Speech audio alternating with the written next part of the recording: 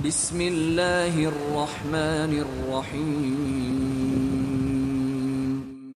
Bismillahirrahmanirrahim. Assalamualaikum warahmatullahi wabarakatuh. Waalaikumsalam warahmatullahi wabarakatuh. Alhamdulillah wassalatu wassalamu ala Rasulillah wa ala alihi wa sahbihi wa man tabi'ahu wa mawalah.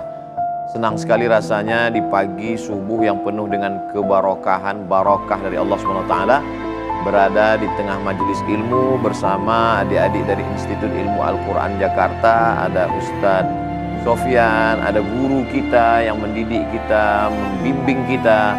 Tidak cukup hanya sekedar takut kepada Allah. A'udzubillahi minasyaitonirrajim. Ya ayyuhalladzina amanu taqullah wa kunu ma'as shadiqin.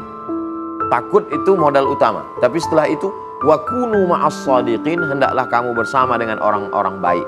Alhamdulillah saya dipertemukan, dibersamai orang baik, guru kita Ustaz Arifin Nugroho. Mudah-mudahan panjang umur, sehat badan. Amin, amin, amin ya Allah. Umurku dihabiskan kemana?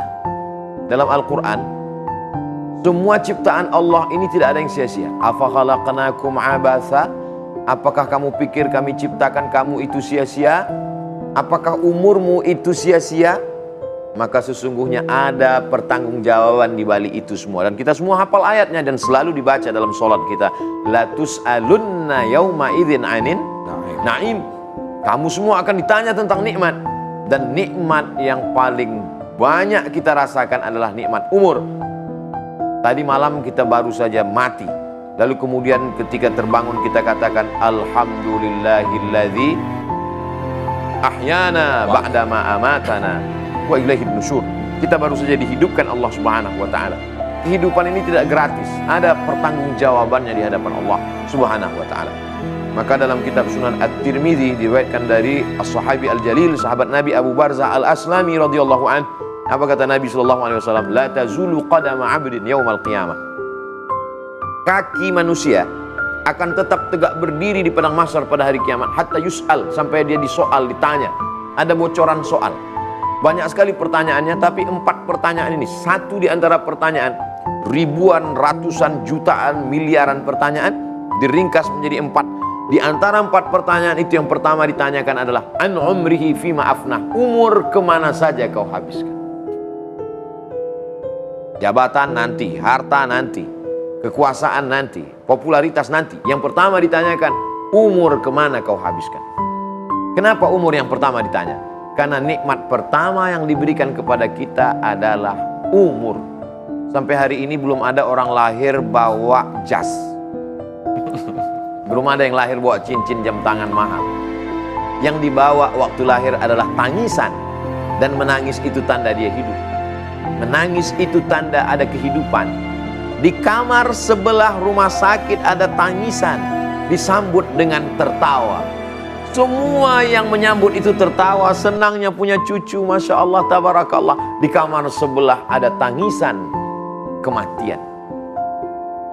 Sama-sama tangisan, tapi satu tangisan kebahagiaan, satu tangisan kepiluan. Satu awal kehidupan, satu akhir kehidupan. Untuk apa Allah buat kehidupan ini? Kenapa ada garis start bernama kelahiran, ada garis finish bernama kematian? Dijawab dalam satu surat yang kalau dibaca setiap malam kita selamat dari azab kubur. Diriwayatkan dari As-Sahabi Al-Jalil Abdullah bin Mas'ud radhiyallahu an. 30 ayat, itulah dia surat Al-Mulk. Tabarakalladzi biyadihil mulk wa huwa ala kulli syai'in qadir alladzi khalaqal mauta. Allah yang menciptakan mati, wal hayata, Allah menciptakan hidup. Untuk apa Allah ciptakan ini? Liyabluwakum ayyukum ahsanu amala. Yang dilihat adalah etos kerjanya, amalnya. Hanya saja kadang kita terpaku kalau amal itu zikir, baca Quran, sholat, puasa. Padahal semua aktivitas kita itu bernilai ibadah kalau kita sertakan Allah di dalamnya. Jadi dari mulai bangun tidur, masuk WC, toilet, tempat setan, mohon maaf. Tapi ketika disertakan nama Allah sebelum masuk, Allahumma inni a'udzubika minal khubuthi wal khaba'is. Tidur, semua orang tidur, tapi tidur kita bernilai ibadah. Ketika kita sertakan Allah, kalau bisa jangan dibaca, nanti tertidur lagi.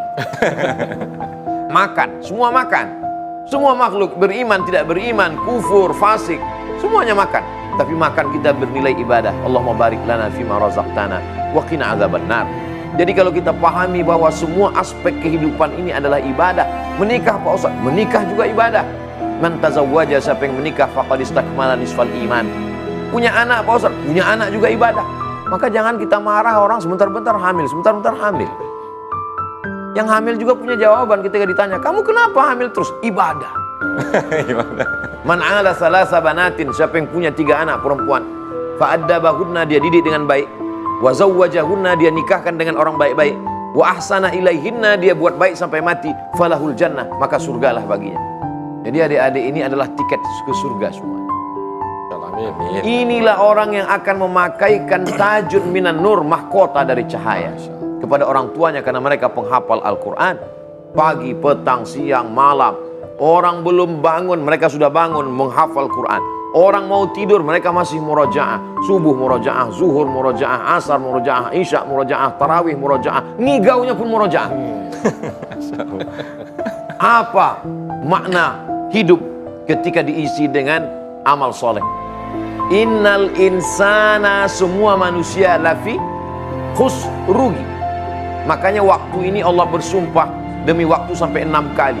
Yang pertama ketika awal waktu, wal fajri walayalin ashri. Lalu kemudian ketika terbit subuh, was subhi idza tanaffas.